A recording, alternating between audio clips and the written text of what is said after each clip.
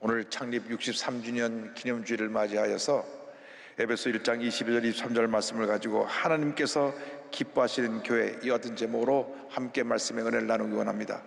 제목을 큰 소리로 따라해 주시기 바랍니다. 하나님께서 기뻐하시는 교회, 하나님께서 기뻐하시는 교회. 교회는 하나님께서 이 땅에 세우신 구원의 방주요 축복의 통로인 것입니다.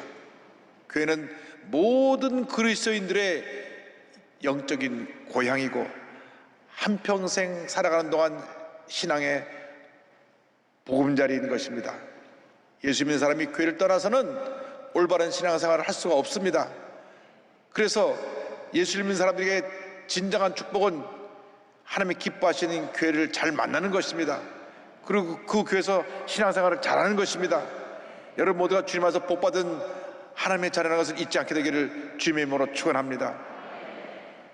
우리가 예수 믿고 구원받은 다음 하나님 기뻐하시는 교회에 소속이 되어 한평생 자리를 잘 지키고 교회를 떠나지 말고 교회를 뜨겁게 사랑하고 교회에서 충성, 헌신, 봉사하여 하늘나라의 상함을 많이 쌓아둠으로 하나님께서 이 땅에 살아가는 동안 영혼이 잘된 같이 범사가 잘되며 강건하게 되고 생명에 풍성히 얻는 은혜와 축복을 누리며 살아가는 여러분 모두가 되기를 바랍니다. 주님, 우리가 기쁨으로 감사함으로 주님을 섬기고 주님의 영혼에서 헌신하는 주님의 일꾼들이 되게 하여 주시옵소서. 한평생 교회 중심, 십자가 중심, 예배 중심의 삶을 살아가면 하나님의 놀라운 은혜와 축복이 우리 모두에게 임하게 될 것입니다. 우리가 먼저 기억해야 될 것은 이 교회의 머리는 바로 예수 그리스도라고 하는 것입니다. 교회 머리 되신 예수 그리스도에 대하여서 에베소 1장 22절은 이와 같이 선포합니다. 또 만물을 그의 발 아래 복종하게 하시고 그를 만물 위에 교회의 머리로 삼으셨느니라. 교회의 머리는 예수 그리스도이십니다. 그래서 1장 18절은 이와 같이 말씀합니다. 그는 몸인 교회의 머리시라. 그가 근본이시요 죽은 자들 가운데서 먼저 나신 이시니 이는 친히 만물의 으뜸이 되려 하시며, 성경은 말씀하는 것입니다. 머리가 온몸을 다스립니다.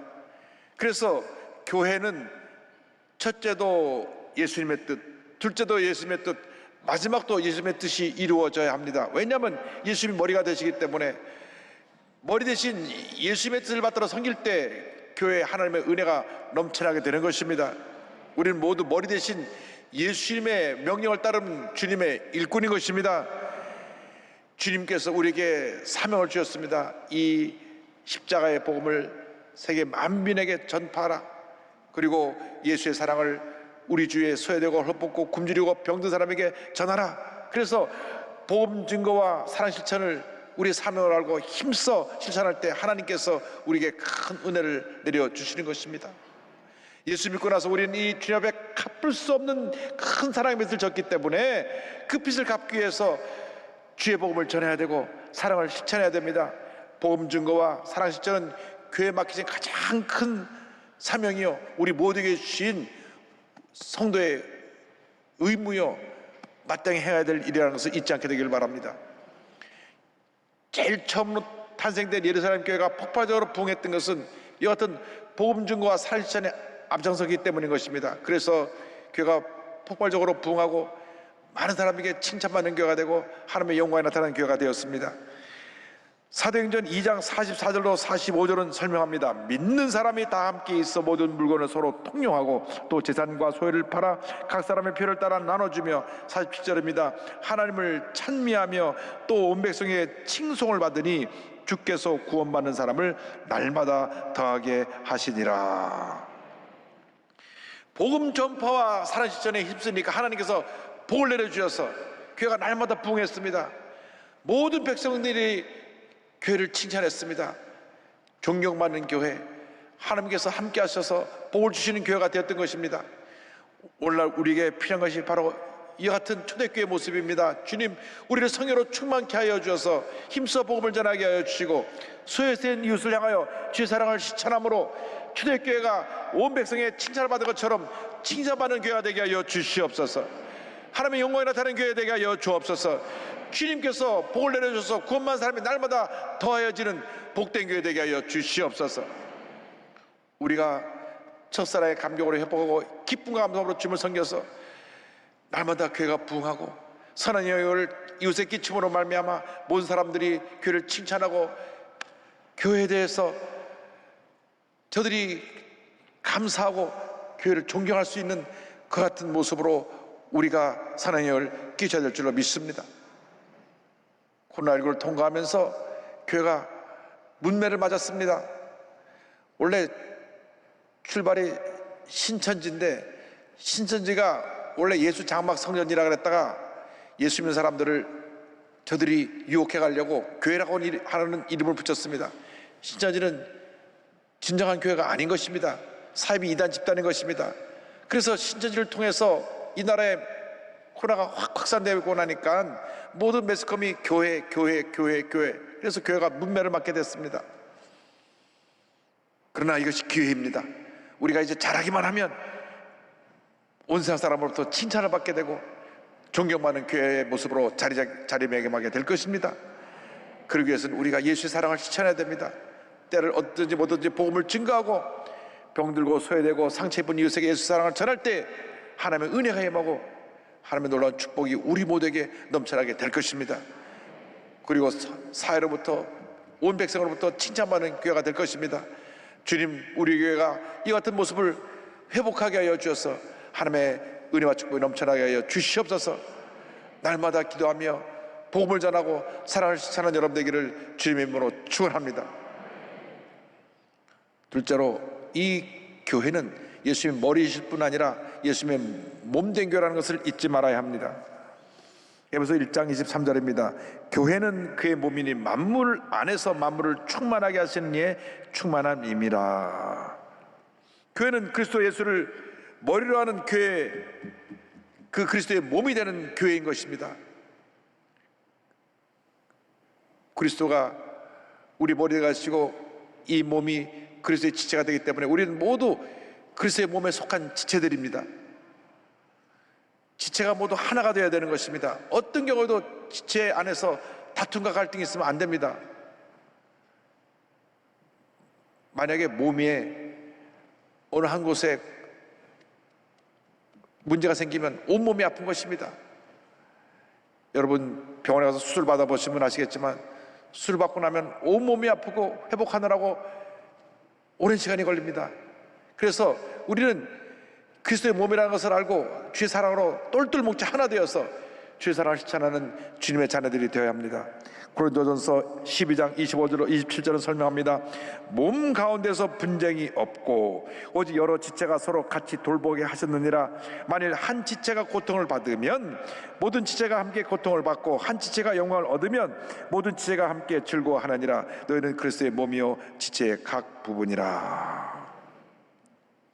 한 지체가 고통을 받으면, 우리가 어느 한 곳이 아프면 온몸이 아프고 또 한 지체가 영광을 받으면 나가서 글을 잘 써서 그를 통해서 우수상으로 표창받게 되고 메달을 받게 되면 내 삶 전체가 영광스럽게 되는 것처럼 우리가 주님의 영광을 위해서 한 몸이 되어서 주님에서 충성 헌신하게 될 때 교회가 칭찬을 받게 되고 주님의 영광이 나타나게 되는 것입니다. 그러나 서로 다투고 분쟁하면 그리스도 몸이 아프게 되고 주님이 슬퍼하시는 것입니다. 우리가 주님 앞에서 하나 되기를 힘써야 됩니다. 태어난 지역이 다르고 자라난 배경이 다르고 우리가 연령이 다르고 성별이 달라도 우리는 주님 안에서 하나인 것입니다.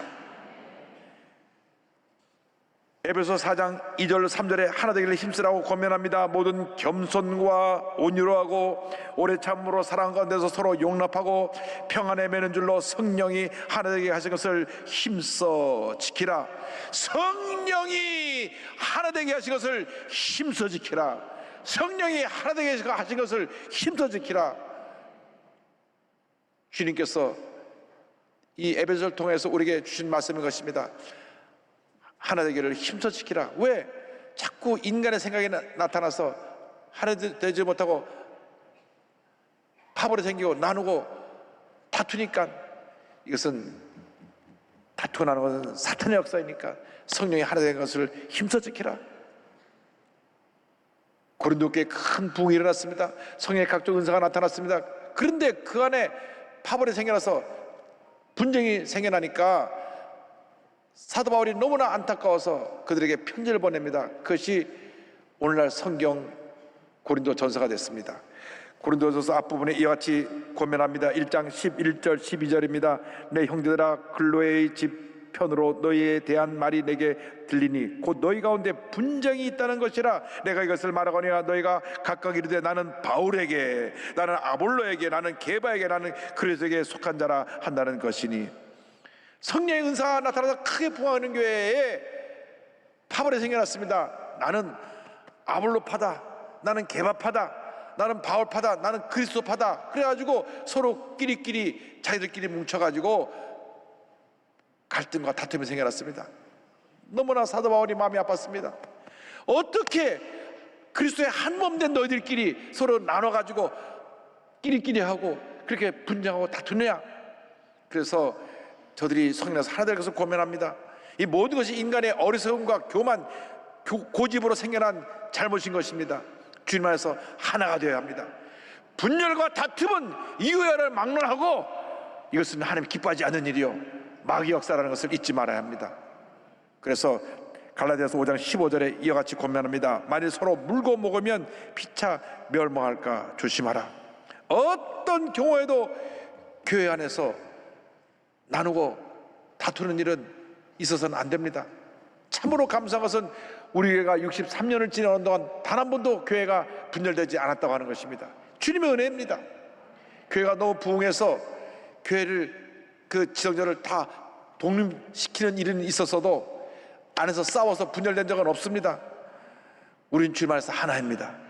진보적인 생각을 가진 사람도 보수적인 생각을 가진 사람도 주님 안에서 하나인 것입니다. 우리가 태어나는 것이 그것이 무슨 문제가 됩니까? 태어나 보니까 내가 부산에서 태어나서 영남 사람이 되고, 태어나 보니까 전라도 광주에서 태어나서 호남 사람이 됐는데, 호남, 영남 이게 나눠서 다투면 안 됩니다. 내가 서울에서 태어났든지 강원도에서 태어났든지 경기도에서 태어났든지 충청도에서 태어났든지 또 제주도 빼놓으면 섭섭하겠죠. 제주도에서 태어났든지 우리는 어디서 태어났든지 간에 주님 안에서 하나인 것입니다. 우리는 주님 안에서 하나입니다. 우리의 머리는 예수 그리스도에 있습니다.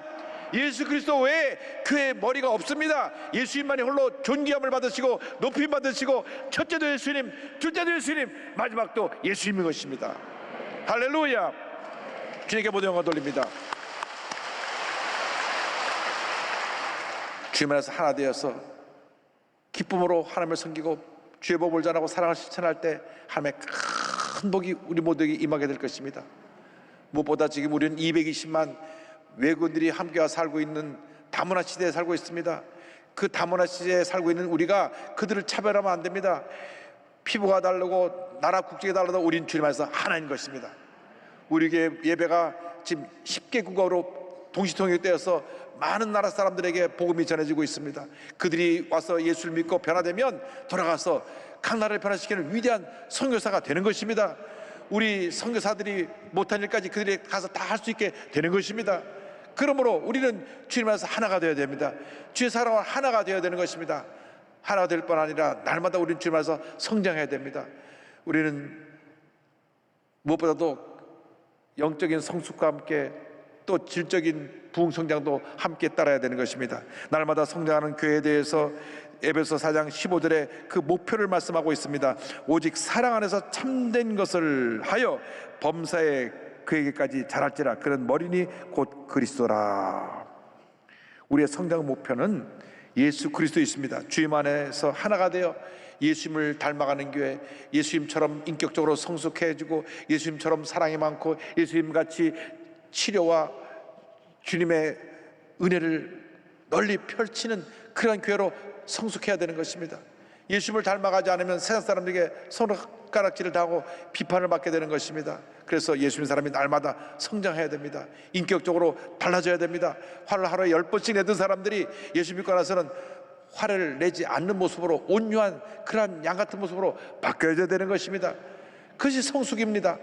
10년 믿고 20년 믿는데도 달라지지 아니하고 자기 고집대로 살아가고 걸핏하면 성질 부리고 고함을 지른다면 그것은 부끄러운 모습인 것으로 본인이 깨닫고 오늘 이 시간 이후로 싹 고쳐서 변화된 모습으로 살아가기를 주님으로 축원합니다.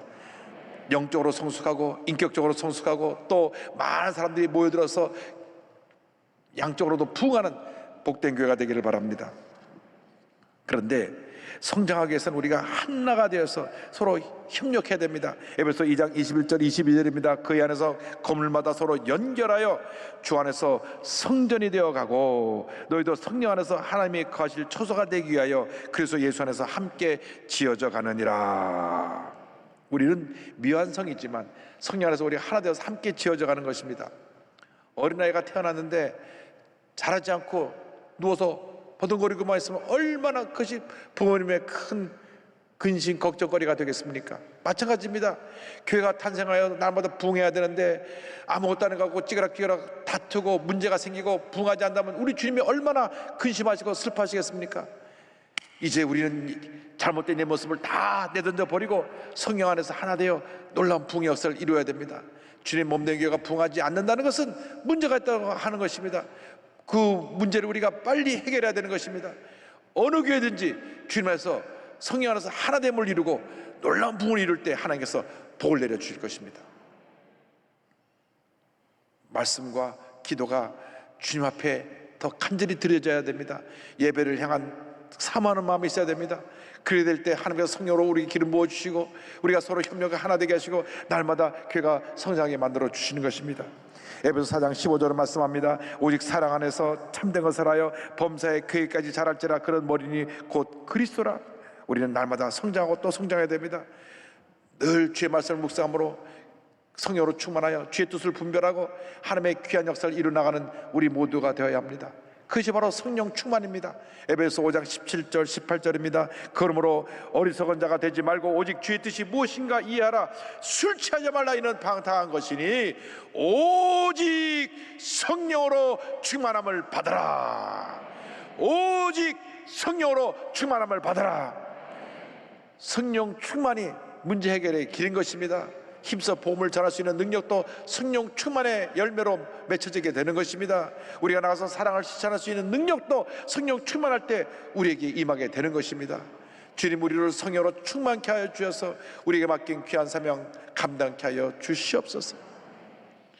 한 번뿐인 인생인데 우리가 예수 믿고 하나님의 자녀가 됐다는 것이 얼마나 큰 축복인지 모릅니다. 그런데 우리가 갚을래야 갚을 수 없는 큰 사랑의 빚을 졌으므로 이제는 그 사랑을 다시 주님께 갚아드려야 되는데 어떻게 갚아드려야 되느냐? 주님의 몸된 교회를 뜨겁게 사랑하고 우리 주위에 믿지 않은 사람들에게 예수의 복음을 전하고 어려움에 처한 사람들에게 주의 사랑을 실천할 때 그 사랑의 빚을 일부나마 갚아드릴 수 있게 되는 것입니다. 제가 순복음 동교교회를 섬길 때 교회가 계속 여러 곳을 이전하게 되니까 성도도 너무 힘들고 또 매달 건물을 빌려서 내는 월세도 일본 동경의 물가가 높아서 얼마나 많은 돈을 냈어야 되는지 우리나라 돈으로 계산을 하면 보증금 10억에 월세 9천만 원입니다. 그러니까 월세만 1년에 10억씩 내는 거예요. 그래서 교회 건축을 하기로 했는데 많은 성도들이 옥합을 깨뜨렸습니다. 근데 저에게 잊혀지지 않는 한 분의 그 헌신이 있었습니다. 이분은 중국 조선족으로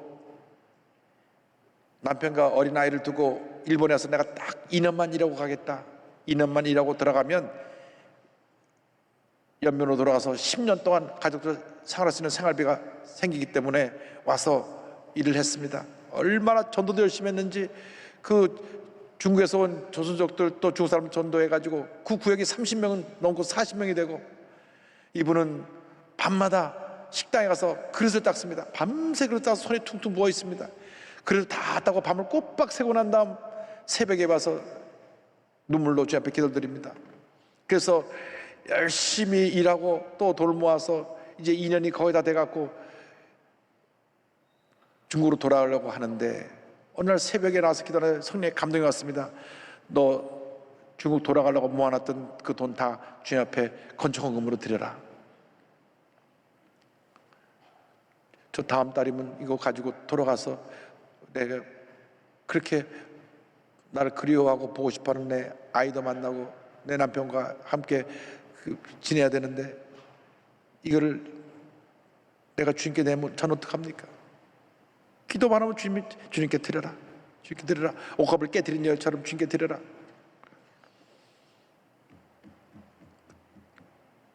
주일날 예배 끝나는데 교구장 전사님과 함께 제 방에 들어왔습니다. 그런데 누런 봉투를 갖고 들어왔는데 눈물로 그냥 얼룩얼룩 져 있습니다. 봉투에.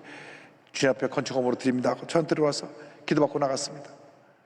그 교구장 전사님이 와서 그 얘기를 해주는 겁니다. 사실은 저 김구역장님이 이제 다음 달에 이제 들어가려고 하는데 성령의 감동이 와서 일주일 내내 울다가 주님 앞에 이게 다 바쳤습니다. 그럼 어떻게 해요? 그래서 2년 더 남아서 더 일을 하고 들어가겠답니다.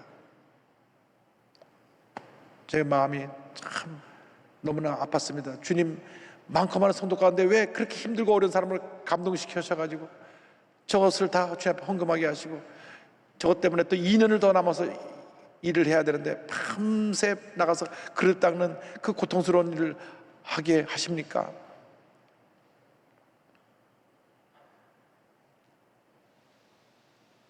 그 돈이 지금 뭐 말하면 뭐 한 2, 3천만 원 정도밖에 안 되는 돈이지만은 그것이 중국에 가면 한 10년 동안 생활할 수 있는 큰 돈이었습니다. 그런데 그분이 2년 동안 밤새 나가서 또 그 밤새 그릇을 닦고 일을 하고 헌신해서 돌아갈 수 있는 그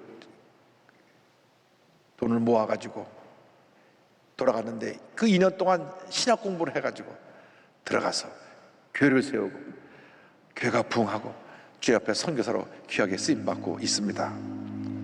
할렐루야. 머리 대신 예수님만 높이고 예수님만 닮아가고 예수님만 증거하는 여러분 모두가 되기를 바랍니다. 예수님만이 우리의 생명입니다.